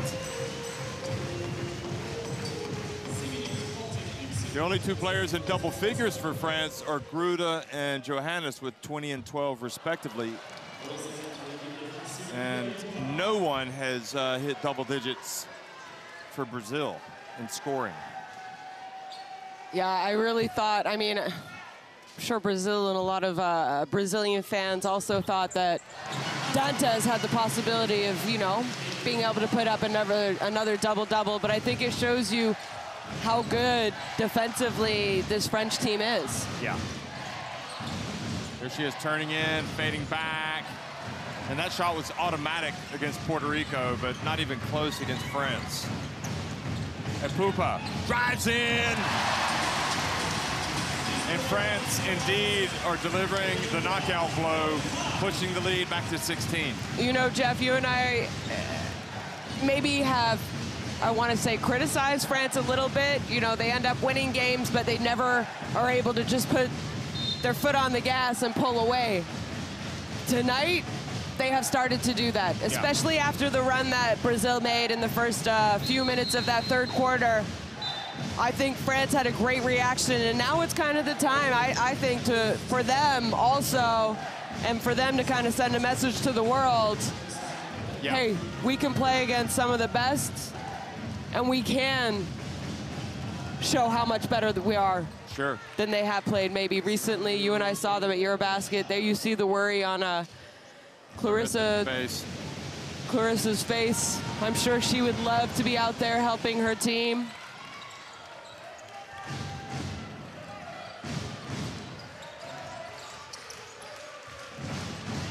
Well, it's still time, but they got to get stops and points. 14 points the lead for France. Johannes, open. 13. 15 now. And Pacheco misses from a long way out. Yeah, it's just getting on. Look at that. What a great pass by Popa. And France looking like they're putting the finishing touches on a resounding win now. And we do know with this win, France will be going to Tokyo. So I think you will be seeing some celebrate. Oh, nice pass and finish from De Souza there for Brazil. We might be seeing some big celebrations in what Board. a pass! What a catch and what a pass by Johannes at full speed. That was quality. Enjoy the moment, folks. Watching special players, Pachau, special players do special things. De Souza almost coming up with a steal.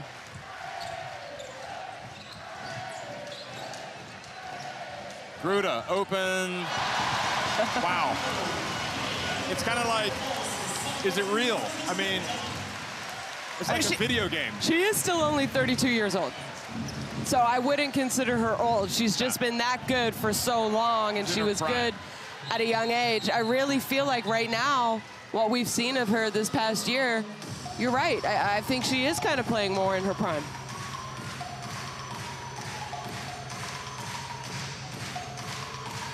Well, she's played at 2 Olympics, and it looks like it's going to be a third. With France leading by 21 points. A little over 4 minutes remaining.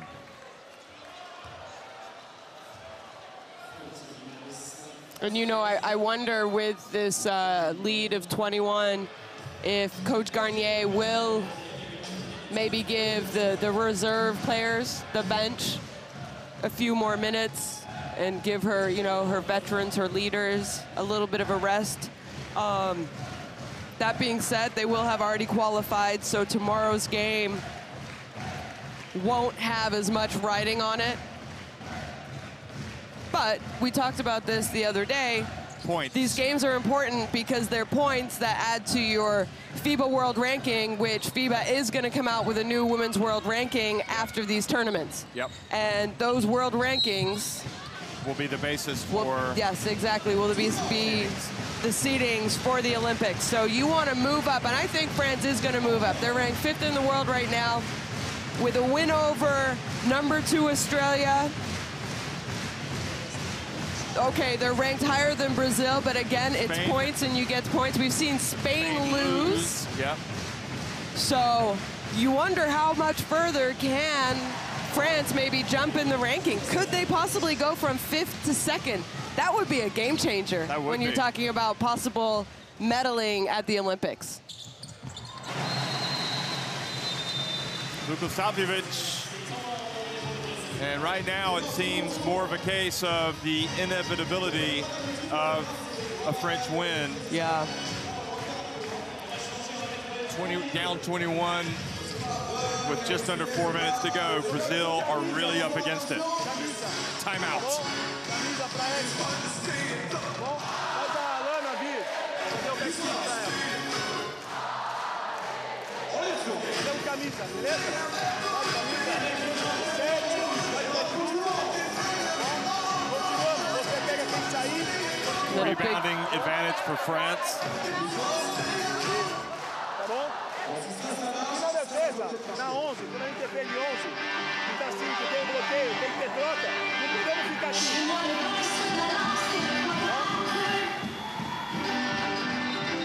Se elas defenderem agora lá, a quadra inteira, 42.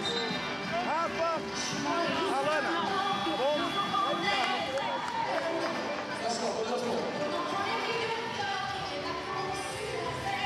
Dantas has really been a non-factor tonight. But I also think, I mean, look at her fighting and look at the defense by France. They're not making anything easy. The pass into Dantas was difficult. Just the positioning for Dantas to try and get. I really think France had a great defensive game plan, specifically individually against her and as a team, and they've executed tonight.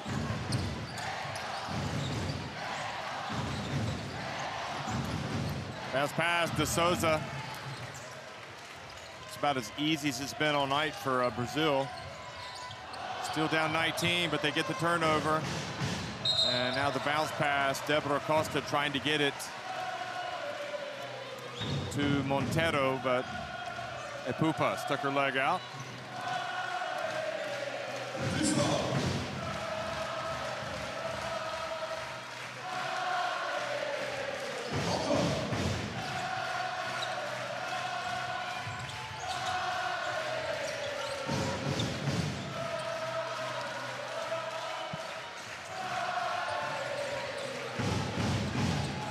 They don't want to be using up all 24 seconds on the shot clock, but they are. Yeah, you know, when you're down, you need to try and score fast. I know it needs to be a good shot, but you can't waste the time.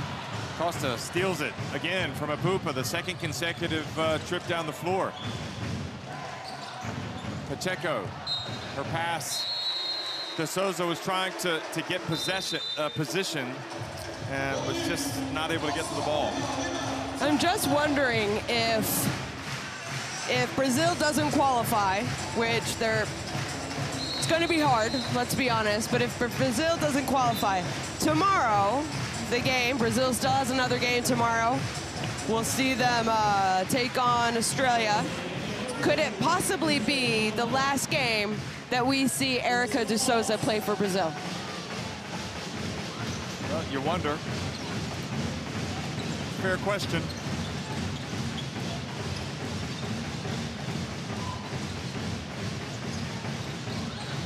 Hartley. France is kind of cruising right now, up 21 points, 2.5 minutes to go. Closing in on a third consecutive appearance at an Olympic Games.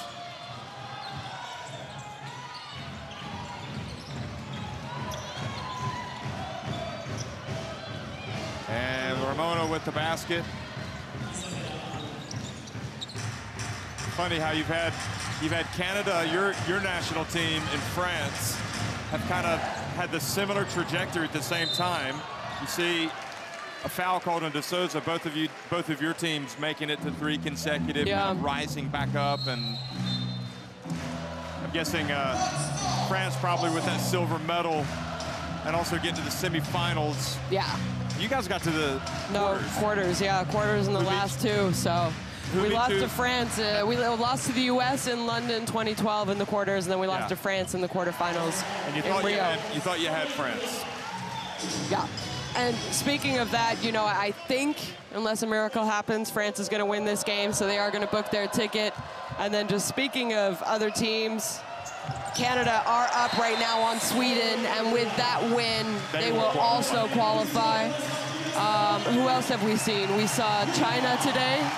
We already know Japan and USA will be there. China won for the second time. So they have qualified. Yeah.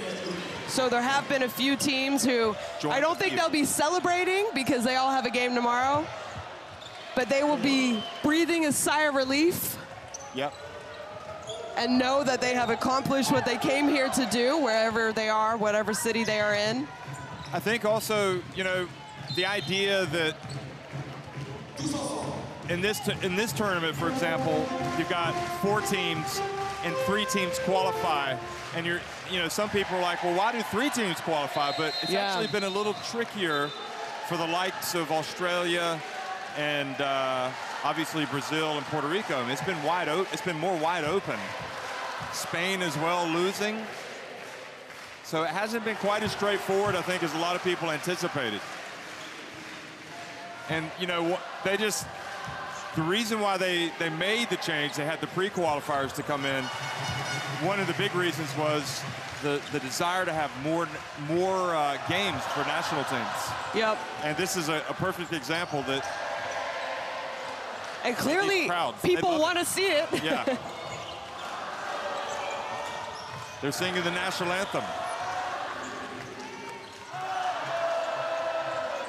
Pacheco rattles in the three-pointer. It's going to be too little, too late.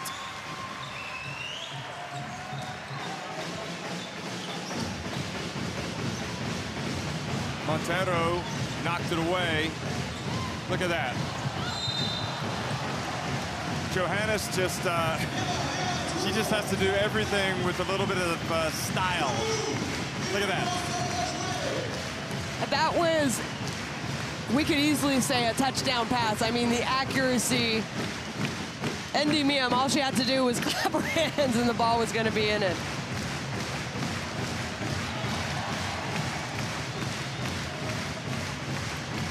Fans have been on their feet, I would say, for the last minute already. There's still 1:07 left to go. They know what's on the line. Fotu has come into the game, number 4, and Rupert. The 2 youngins on this French team. Yep, you and I saw them in at the under-19 a couple of years ago, yeah, and we were impressed. And here they are, about to go help their team get to the Olympics. I mean, I'm guessing that obviously their spots might not be secure in the Olympics. No, yeah, you know, it's we talked about this. No spot is really secure. I would have to say how Gruda has performed here so far. There you see the shooting percentages. Fotu is 19 and Rupert is 18. Yeah. But that being said, having watched Rupert play defense on, was it Dantas? She did not look out of place at all. I agree with you, but you know, keep in mind, Jeff, she also plays for Bourges, so she's going up against the likes of Isa Yakubu. She's been injured the last couple months, but Elodie Godin. She's surrounded by players who know what it takes to be at an Olympics. So she's learning from them on a daily basis in practice. She's also playing in EuroLeague, so she's going up against women who are playing in the, you know, have been to Olympics. Yeah, she's playing against American players that in the USA. Yes, yes. Or the Spanish women's exactly, team. you know, so, I mean, she has guarded an MMS-man, MVP of the WNBA Finals this past summer. You know, the star with ECAT, obviously the heart and soul of the Belgian team, Belgium national team.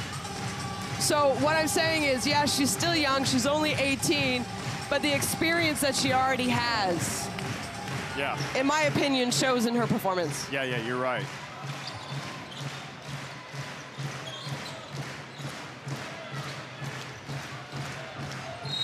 Pacheco bumped as she gets into the lane. And really it is the case of you name the song and they're going to sing it right now. I think the celebration has started already. Their team is on the way to Tokyo. And you see them kind of celebrating, hugging each other on the bench, encouraging the fans to dance.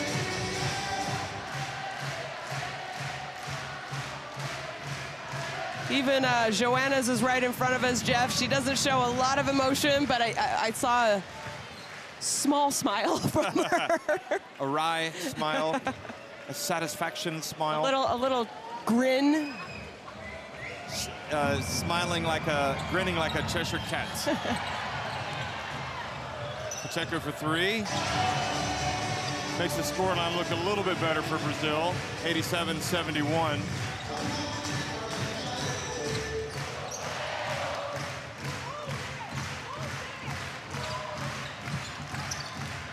And Johannes throws it out of bounds this time.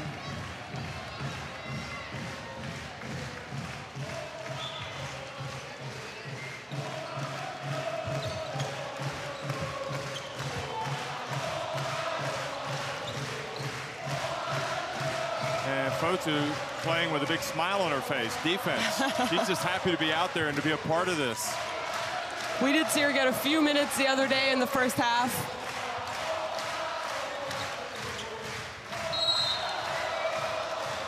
Goncalo fouled. I feel like the French are just trying to prolong this celebration by their fans.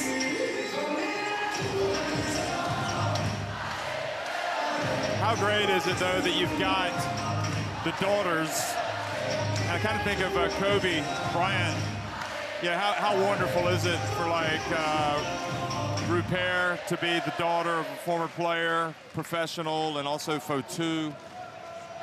And Rupert's father passed away as well. So, smiling from heaven. That's what, whatever she believes in, I'm sure she knows her dad somewhere is very proud of her.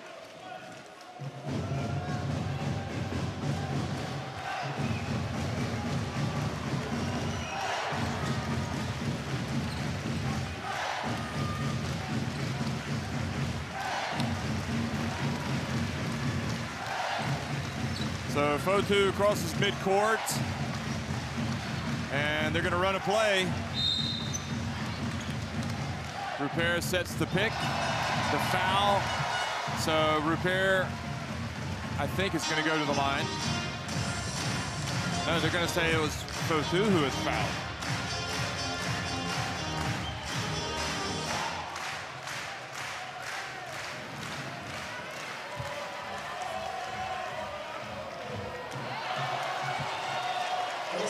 I think she's just too happy. Unlike these girls, they know that a chance to go to the Olympics is kind of slipping away, although they still have a little bit of hope.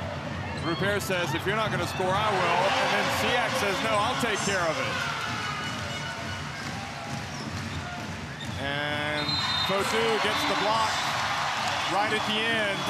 France have accomplished the mission they needed. Only 2 games. And they've beaten a couple of traditional heavyweights in Australia and now Brazil. The party is on in Bourges. France are going to the Olympics. They win it 89-72.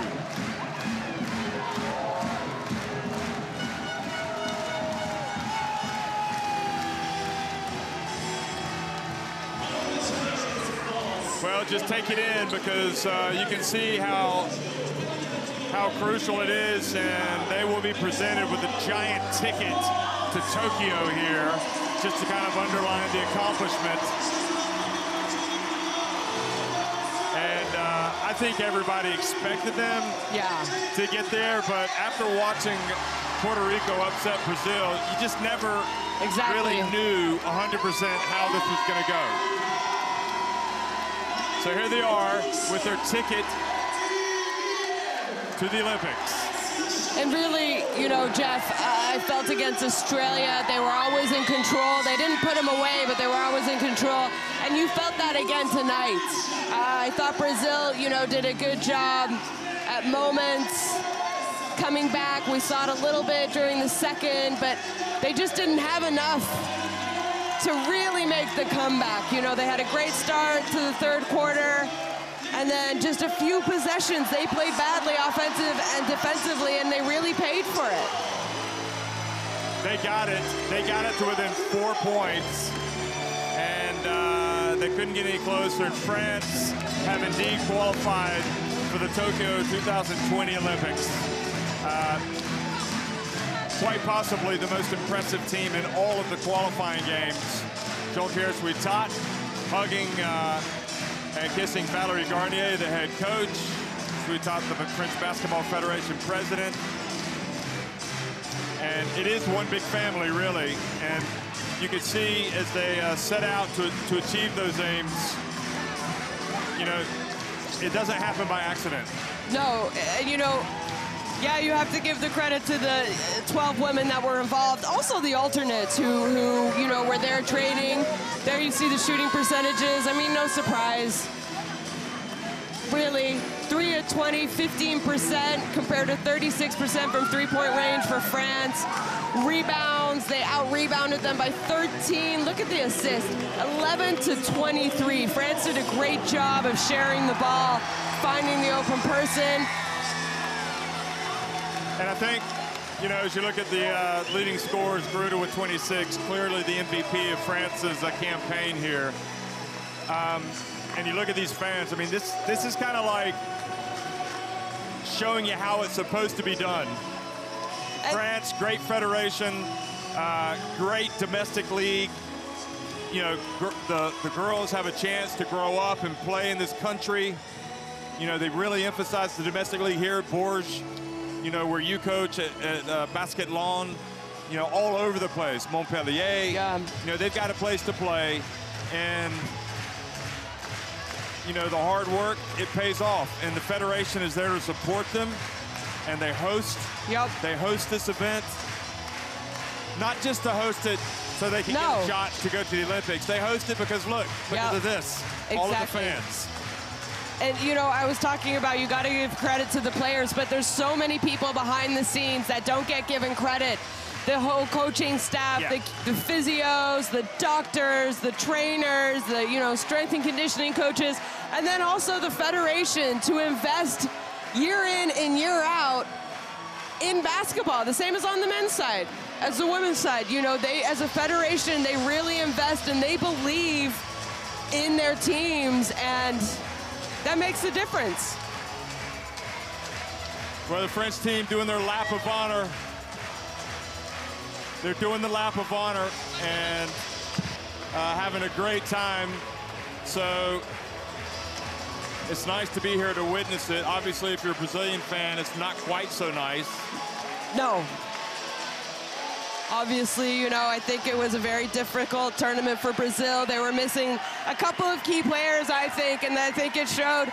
They still, you know, I think Brazil needs to maybe sit down this summer and figure out what they need to do to get their country back on the right track, because Brazil was a team that every tournament they went to, the Worlds, the Olympics, the World Cup or the Olympics, you thought they had a chance of medaling, and we haven't seen that in quite a few major tournaments, Jeff. But how great must it be to have one of the best women's teams in the world, one of the best men's teams in the world. It's another night, another great celebration for France, and it's just continuous. Yeah, I remember back in 2007, it wasn't this way. You know, it hasn't happened by accident. Yeah. You know, you know, a lot of hard work has gone in from that point on. I mean, since that point, since 2007, France has been at the party. So Valerie Garnier has come out to say thanks to the crowd.